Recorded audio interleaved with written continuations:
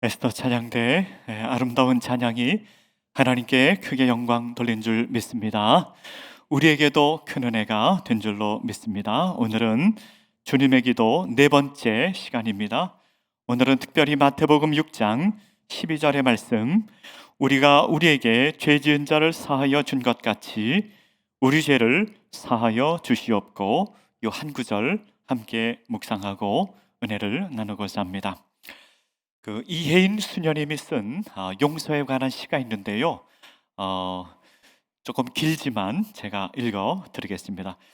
시가 길어서 중간에 자를까 하다가 내용이 우리 마음에 이렇게 공감이 돼서 다 읽어 드리려고 합니다. 한번 들어보시길 바랍니다.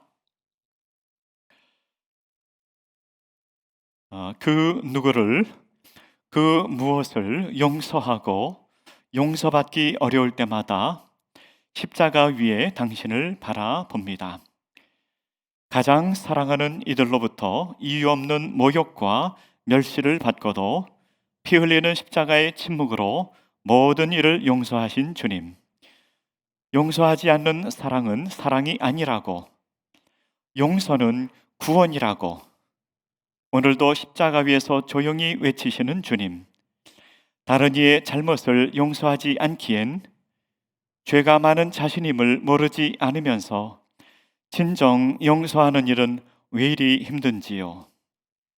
제가 이미 용서했다고 생각했던 사람이 아직도 미운 모습으로 남아 저를 힘들게 할 때도 있고, 깨끗이 용서받았다고 믿었던 일들이 어느새 어둠의 뿌리로 칭칭 감겨와 저를 괴롭힐 때도 있습니다.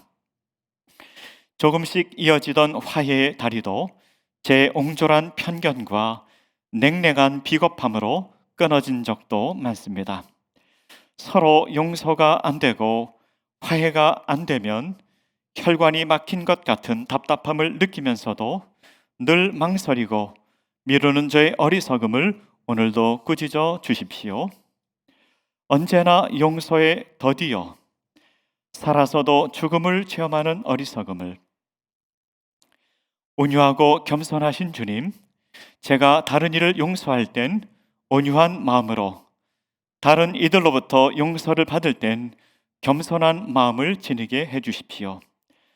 아무리 작은 잘못이라도 하루해 지기 전에 진심으로 뉘우치고 먼저 용서를 청할 수 있는 겸손한 믿음과 용기를 주십시오. 잔잔한 마음에 거센 풍랑이 일고 때로는 감당 못할 부끄러움에 눈물을 많이 흘리게 될지라도 끝까지 용서하고 용서받으며 사랑을 넓혀가는 길로 저를 이끌어 주십시오. 너무 엄청나서 피하고 싶던 당신의 그 사랑을 담고자 저도 이제 가파른 비탈길을 오르렵니다. 피 흘리는 십자가의 사랑으로 모든 일을 끌어안은 당신과 함께 끝까지 용서함으로만 가능한 희망의 길을 끝까지 가렵니다. 오늘도 십자가 위에서 묵묵히 용서와 화해의 삶으로 저를 재촉하시며 가시에 찔리시는 주님, 용서하고 용서받는 평화를 이웃과 나누라고 오늘도 저를 재촉하시는 자비로운 주님. 여기까지입니다. 네. 우리가 잘 알지요. 용서하고 용서받는 삶이 제일 행복한 인생이라고 하는 것을 우리가 잘 알면서도 용서가 그렇게 제일 어려운지, 세상에서 참 제일 어려운 게 또 용서가 아닌가, 그렇게 생각을 해보기도 합니다. 참 용서가 힘든 이런 시대 속에 우리가 살아가고 있습니다. 요즘요 또 매스컴에 보면은요 또 이렇게 끔찍한 죄가 많은지, 그런 걸 볼 때마다 저런 나쁜 놈이 있나, 저걸 어떻게 용서하나, 그런 마음이 들기도 합니다. 끔찍한 일이 참 많습니다. 올해는요 어떤 일이 있었는가 하면은 어떤 부인이 있었어요. 부인이 있었는데 남편이 수영을 못 하는데 저 다이빙 하라고 뛰어내려 가지고 남편이 죽었어요. 그건 죽었는데 자기는 그런 적 없다고, 자기는 걸 시킨 적도 없고 그런 일도 그런 뉴스를 보면은요, 저런 나쁜 놈이 있나? 어? 저걸 어떻게 용서하나? 막 내가 목사인데도 막 부들부들 떨면서 저런 나쁜 놈이 있나? 그런 생각을 할 때도 있습니다. 뭐 뉴스를 그래서 가능한 한 좀 보지 말아야 되겠다. 그런 생각이 들 정도로 참 끔찍한 일들이 얼마나 많은지 모릅니다.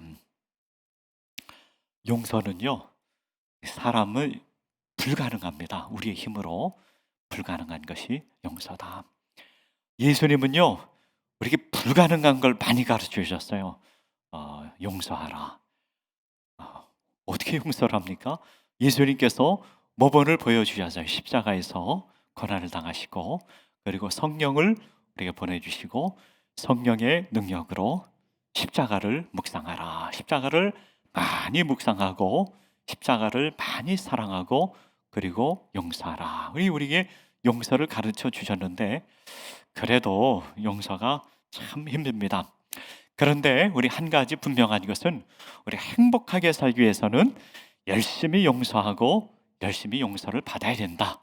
그래야만 우리가 이 세상에서 행복하게 살아갈 수 있다 생각하시고, 우리 오늘 본문의 말씀 함께 생각하고, 오늘 본문에서 우리에게 주시는 영적 메시지 두 가지를 함께 생각하며 은혜를 나누고자 합니다. 첫 번째로 생각할 수 있는 것은, 우리는 먼저 용서받은 자라고 하는 사실입니다. 오늘 본문의 말씀이 이렇게 나와 있죠. 우리가 우리에게 죄 지은 자를 사하여 준 것 같이 우리 죄를 사하여 주시옵고, 이렇게 나와 있습니다. 오늘 본문의 말씀을 오해해서는 안 되는데요, 본문의 말씀을 이렇게 생각하면 안 된다는 것입니다. 하나님, 우리가 우리 형제에게 죄 용서하는 것이 하나님께서 나를 용서해 주시는 것의 전제 조건이라고 생각하면 안 된다는 것입니다. 오늘 본문의 말씀을 보면은 그렇게 생각할 수 있어요. 우리가 우리에게 죄 지은 자를 사하여 준 것 같이 우리 죄를 사하여 주시옵고, 이렇게 나와 있는데, 이것은 어떤 교리적으로 우리가 먼저 용서를 하니 하나님께서 우리에게 용서해 주십시오, 이렇게 해석을 하면 조금 오해가 있을 수 있다는 것입니다. 오늘 본문의 말씀은 그냥 말씀 그대로 우리가 용서를 하고 용서를 받고, 그 정도로 우리가 이해를 하면 되겠습니다. 교리적으로 생각하면은 하나님께서 먼저 우리를 사랑하시고 용서하셨죠. 하나님께서 먼저 용서하셨고, 그리고 그 용서의 응답으로 우리가 또 용서를, 다른 형제를 해주는 것이지요.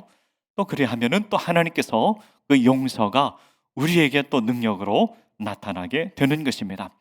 그러므로 하나님께서 우리를 용서해 주시는 것, 우리가 다른 형제를 용서해 주는 것, 이것은 계속 이어지는 것입니다. 계속 이어지는 것이고, 어느 것이 교리적으로 이것을 가지고 교리적으로 우리가 먼저 형제를 용서하면 하나님께서 우리를 용서하신다고 교리적으로 그렇게 생각하면은 조금 오해가 있을 수 있다는 것입니다. 중요한 것은 우리가 용서하고 용서함 받는 삶을 살아야 된다는 것을 말씀하고 있는 것입니다. 오늘 본문에서 죄 지은 자를 사하여 준 것 같이 할 때, 이 죄라고 하는 것은 그 헬라어 원문에 보면은 이런 의미가 있다고 합니다. 빚, 우리가 빚을 진다 하지요. 빚을 진다든지 부채를 갖게 된다든지 할 때 그런 빚을 진다, 또 부채를 갖는다, 그런 의미를 담고 있습니다. 빚을 진 사람은 빚을 다 갚기 전에 자유를 얻을 수가 없지요. 하나님과 우리의 관계 속에서 하나님께서 우리에게 먼저 우리의 죄를 용서해 주셨습니다. 그것을, 그 관계를 잘 표현해 주는 말씀이 마태복음 18장 23절에서 35절까지의 예수님께서 비유로 우리에게 말씀해 주셨습니다. 예수님께서 우리에게 죄를 용서해 주신다는 것을 말씀하면서 예수님께서 이렇게 비유로 말씀하셨는데, 어떤 사람이 왕에게 빚을 졌어요. 빚을 졌는데 얼마를 빚을 졌는가 하면 1만 달란트 되는 빚을 졌습니다. 1만 달란트는 어느 정도 큰 액수인가 하면은 1만 년 동안 일을 하면 받는 보수 보수에게 해당된다고 합니다. 그러니까 1달란트가 1년 일을 하면 받는 보수이고, 일반 달란트는 1만 년 동안 일을 했을 때 받는 보수에 해당되는 그런 액수라고 하는 것이죠. 그러니까 1만 달란트가 얼마나 큰 액수입니까? 상상하기 어려운 큰 액수라고 하는 것이죠. 그 빚을 졌는데, 그게 뭐 수십억이든 수백억 원이든 한 그런 정도에 되는 빚을 졌는데, 그 왕이 그 신하에게 그 빚을 탕감해 주었어요. 근데 그 신하가 길을 가다가 친구를 만났습니다. 친구를 만나는데 이 친구가 빚을 안 갚는 거예요. 얼마나 빚을 안 갚하는가 하면 100데나리온 되는 돈을 빚을 갚지 않았습니다. 100데나리온은 어느 정도 되는가 하면 1데나리온은 하루에 품삯되는 그런 정도의 액수입니다. 하루에 액수에 품삯 정도 되는데 100데나리온은 100일 정도의, 그러니까 월급이라고 할까요? 그런 액수가 될 수 있겠죠. 그런 정도의 빚을 갚지 못한 그런 친구를 만나게 되었고, 목을 붙잡고 야 이놈아, 너 내 빚을 빨리 갚아라, 빚을 안 갚냐 하면서 그 친구를 감옥에 넣게 된 것입니다. 근데 그 소식을 왕이 듣게 되었어요. 왕이 듣게 되고 왕이 그 신하를 불러서 이런 나쁜 놈이 있는가 해서 감옥에 전하라 하는 비유를 예수님께서 들려주셨습니다. 예수님께서 이 비유를 하신 말씀, 의미가 있는데, 이것은 어떤 의미가 있는가 하면 하나님께서 우리에게 먼저 죄를 용서해 주셨다는 것을 말씀하고 있는 것입니다. 우리가 형제를 용서하지만, 우리가 형제들의 죄를 용서하지만 그것보다 먼저 하나님께서 우리를 용서해 주신 것을 기억하라 하는 의미로 예수님께서 이것을 말씀하신 것입니다. 그 다음에 이 비유를 통해서 말씀하시는 의미는 무엇인가 하면요, 하나님께서 나의 죄를 용서해 주신 것은 1만 달란트 되는 그런 크기의 죄를 용서해 주신 것이고, 너가 다른 사람에게 용서해 줘야 되는 것은 한 100데나리온 되는 그런 죄를 용서해 주는 것이다. 그렇게 예수님께서 말씀하고 있는 것입니다. 여러분, 그렇습니까? 내가 하나님께 지은 죄가 1만 달란트 되는 그런 죄고, 어떤 사람이 죄를 지은 것은 100데나리온밖에 안 됩니까? 그렇습니까? 여러분 어떻게 생각하십니까? 나한테 아주 못된 사람이 있는데, 죄를 지은 사람이 있는데, 하나님, 그게 1만 달란트 되는 죄지, 내가 하나님께 지은 죄가 그게 1만 달란트입니까? 그런 생각을 할 수가 있어요. 그런 생각을 할 수가 있는데, 하나님께서 이 마태복음 18장에 나오는 이 비유를 통해서 하시는 말씀이 무엇을 말씀하고 있는가 하면, 너가 하나님께 지은 죄는 1만 달란트 지은 죄고, 그리고 하나님께서 그것을 용서해 주신 것은 그 크기가 1만 달란트 되는 것을 너희는 잊지 말라, 그 말씀을 하고 있는 것입니다. 우리가 잊지 말아야 될 것은, 하나님께 우리가 용서받은 것은 1만 달란트고, 너가 다른 사람을 용서해 주는 것은 100데나리온 되는 것을 용서해 주는 것이다. 우리 예수님께서 그렇게 말씀을 하고 있는 것입니다. 하나님 아닌 것 같은데, 하나님 아닌 것, 저 사람이 나한테 죄 지은 게 훨씬 더 큰 것 같은데, 그런 생각 들지 않습니까? 하나님께서는 그렇게 말씀하시지 않습니다. 우리가 하나님 앞에 불신앙으로 살았던 것, 믿음으로 살지 않았던 것, 하나님을 몰랐던 것, 그것은 1만 달란트 되는 것을 하나님께서 용서해 주신 것이고, 그것은 엄청나게 큰 것이고, 너희가 뉴스를 보면서 저런 사람은 용서 못해, 저런 나쁜 놈이 있나, 우리가 만나면서 저런 나쁜 놈이 있는가, 그렇게 생각하는 것은 100데나리온밖에 안 된다는 것을 우리 주님께서 말씀하고 있는 것입니다. 여러분, 우리가 믿음의 길을 가기 위해서 잊지 말아야 될 것은, 나의 죄를 용서해 주시기 위하여 예수님께서 십자가에서 피를 다 쏟으시고 생명을 내어주신 것은, 그것은 1만 달란트 되는 엄청난 대가를 지불한 것이다 라고 하는 것을 우리에게 말씀하고 있는 것입니다. 이것을 잃어버리면 우리는 신앙생활을 할 수가 없습니다. 우리는 권사 노릇을 할 수가 없고, 장로 노릇도 할 수 없고, 집사 노릇도 할 수 없고, 목사 노릇도 할 수가 없습니다. 예수님의 보혈, 십자가의 보혈, 예수님의 용서를 잊어버리고서는 우리가 신앙생활을 할 수가 없습니다. 우리가 신앙생활을 하기 위해서 날마다 바라봐야 될 것이 있는데, 그것은 십자가에 못 박히신 예수님을 날마다 바라보고 날마다 십자가에 달리신 예수님을 묵상해야 됩니다. 그러지 않고서는 우리는 신앙생활을 할 수가 없습니다.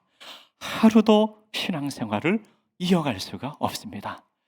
날마다 십자가의 예수님을 바라보고 날마다 십자가의 예수님을 묵상하고 날마다 십자가의 예수님을 생각하며 믿음의 길을 걸어가는 주의 백성들, 하나님 백성들 되시기를 간절히 바랍니다. 두 번째로는요, 용서는 회개와 함께 존재한다는 것입니다. 여러분, 용서는요, 용서 혼일로 존재하는 것이 아니라 반드시 짝을 이루어 존재하는데, 그것이 바로 회개라고 하는 것입니다. 회개가 없으면 그 용서는 그 효력을 발휘할 수가 없다는 것입니다. 용서는 반드시 회개와 짝을 이루어야 됩니다. 예수님께서 십자가 지시기 전에 제자들의 발을 씻겨 주셨어요. 이것은 섬김의 도를 보여주시기도 한 것이기도 하지만 또 다른 의미가 있었습니다. 예수님께서 제자의 발을 씻어 주시는데 베드로가 예수님께 예수님, 안 됩니다. 예수님께서 어떻게 제 발을 씻어 주십니까? 저는 제자고 예수님은 우리 선생님인데 어떻게 제 발을 씻어 안 됩니까? 안 됩니다. 그랬더니 예수님께서 뭐라고 말씀하는가 하면은 너가 발을 씻지 아니하면 나하고 상관이 없다. 그렇게 말씀을 하셨어요. 그 말씀을 들은 베드로가 생각을 예수님, 그러면은요 저의 손과 머리를 다 씻어 주십시오. 이렇게 또 얘기를 했습니다. 그러더니 예수님께서 뭐라고 말씀하십니까? 목욕한 사람은 손과 머리를 다 씻을 필요는 없다. 발만 씻으면 된다. 예수님께서 이렇게 말씀을 하셨습니다. 여러분, 예수님께서 이 말씀을 한 의미가 무엇입니까? 우리가 예수님을 믿고 죄 용서함 받은 것을 목욕한 것에 비유하여 말씀하셨습니다. 우리는 목욕한 사람이지만 그러나 날마다 발을 씻는 그런 삶을 사는 것과 같이 날마다 회개하는 삶이 있어야 된다라고 하는 것을 우리 주님께서 우리에게 가르쳐 주신 것입니다. 우리는 다 용서함 받은 사람이지요. 다 죄 탕감 받은 사람입니다. 그러나 날마다 죄 용서를 구하고 회개하는 삶을 날마다 살아야 된다는 것을 우리 주님께서 말씀하고 있는 것입니다. 그것이 없으면 나하고 상관이 없다. 예수님께서 그렇게 말씀을 하고 계신 것입니다. 미국의 조나단 에드워즈라고 하는 사람이 있었습니다. 그는 어느 날 큰 소리를 내며 기도하며 회개하였습니다. 그가 예수님을 처음 믿을 때보다 더 큰 슬픔을 느꼈는데 자신의 죄를 보고 그렇게 기도하였습니다. 거룩한 생활은 회개의 깊이와 상관이 있습니다. 그 사람이 얼마나 거룩한 삶을 사는가 하는 것은 그가 얼마나 깊은 회개를 하는가 하는 것과 상관이 있습니다. 우리가 하나님을 충만한 사랑을 하는가 하는 것은 우리가 얼마나 깊은 회개를 하며 사는가 하는 것과 상관이 있습니다. 우리가 하나님을 충만하게 사랑하지 못하고 살아가는 것은 우리의 회개가 피상적이기 때문이라고 하는 것입니다.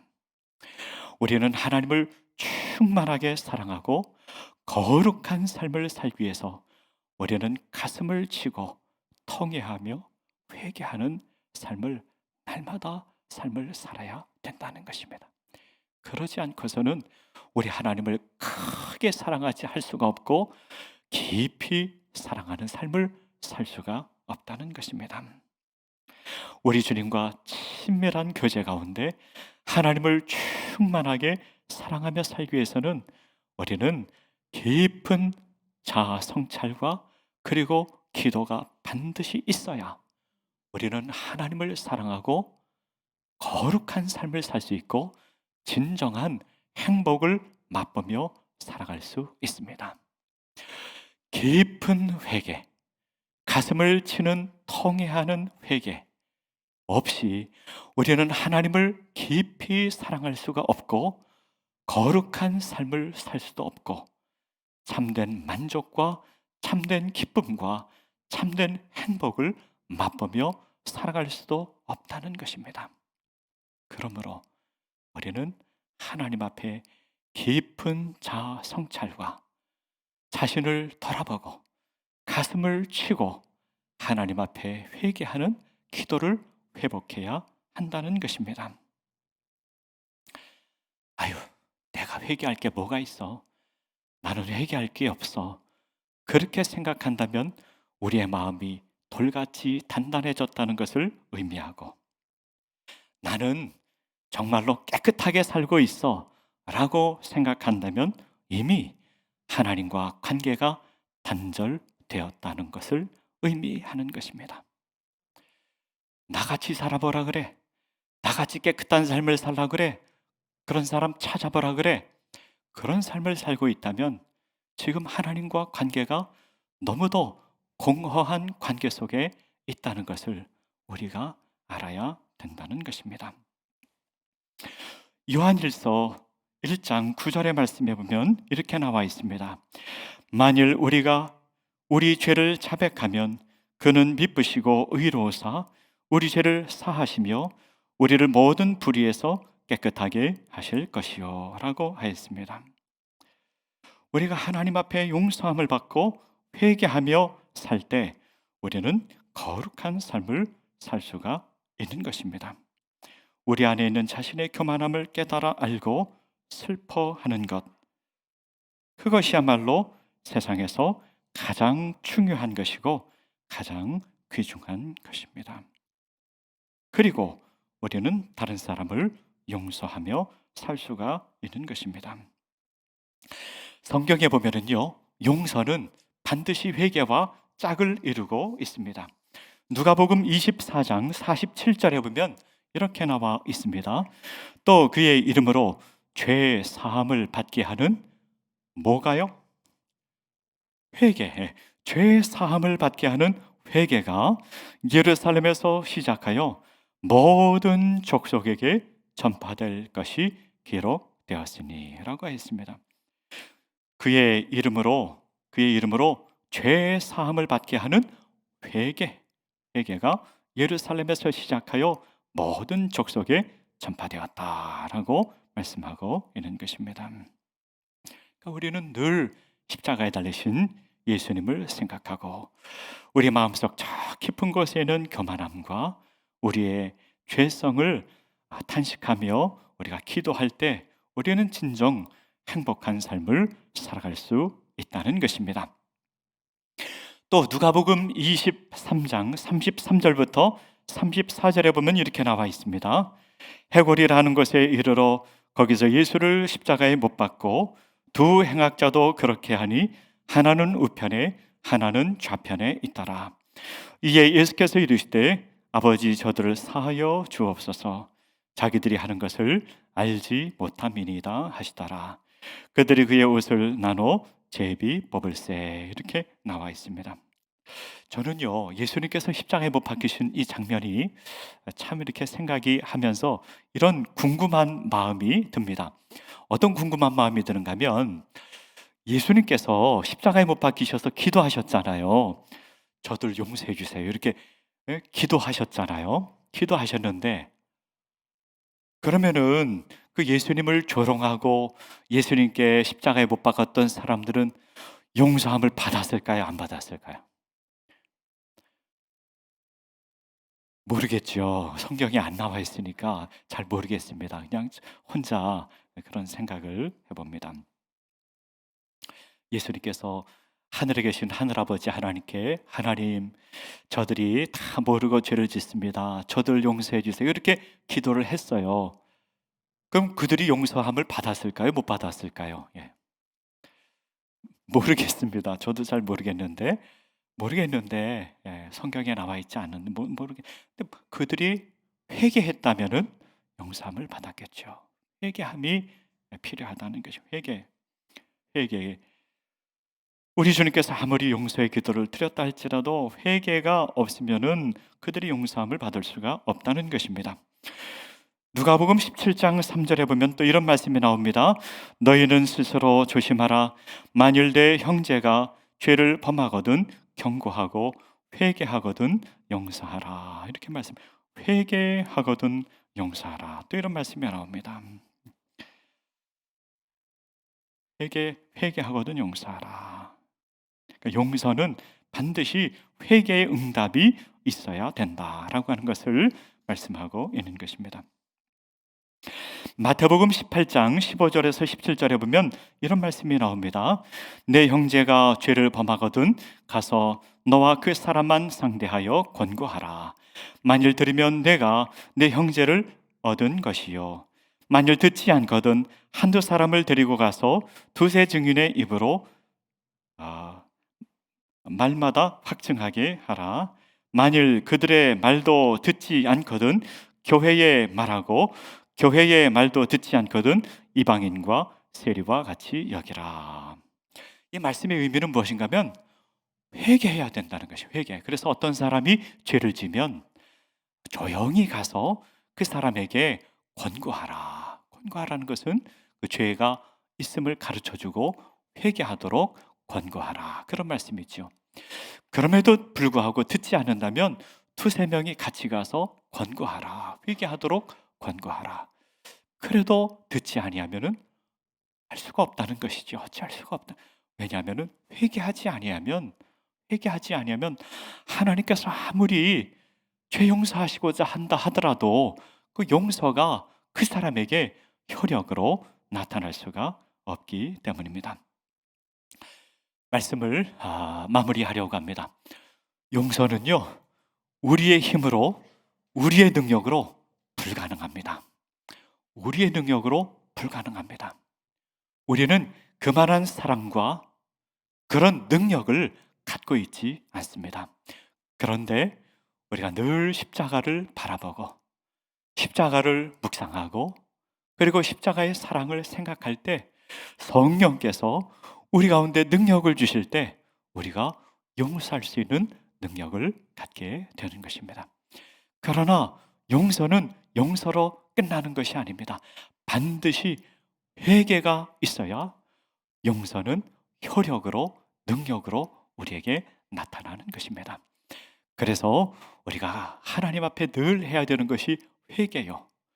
회개가 정말로 귀중한 것이고 회개를 통하여 하나님을 깊이 사랑할 수 있고 그리고 거룩한 삶을 살 수 있고 진짜로 행복한 삶을 살아갈 수가 있습니다. 회개의 열매를 주렁주렁 맺는 저와 여러분들, 우리 서소문교회 모든 주배성들 되시기를 간절히 바랍니다. 다 함께 기도하겠습니다. 제가 기도하겠습니다. 하나님 아버지, 하나님 앞에 설 수 없는 죄인입니다. 하나님 앞에 설 수도 없고 나올 수도 없고 감히 주의 전에 나올 수도 없는 죄인이지만 불쌍히 여겨주시고 십자가의 보혈의 공로로, 십자가 하나님의 사랑으로, 그 말할 수 없는 은혜로 주님 전에 나와 예배하게 하시니 감사를 드립니다. 또 온라인으로 예배하게 하시니 감사를 드립니다.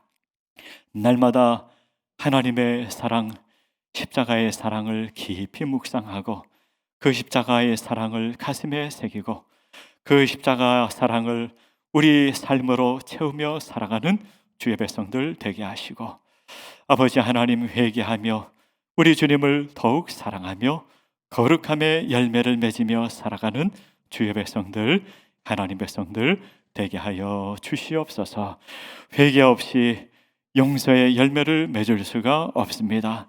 하나님, 우리 심령 가운데 회개의 열매를 맺게 하시고 주님 더욱 사랑하며 거룩하게 사는 것이 우리의 삶의 기쁨이요 행복이 되는 우리 서서문 교회 온 교우들 될 수 있도록 은혜 베풀어 주시옵소서. 감사하옵고 예수님의 이름으로 기도하옵나이다. 아멘.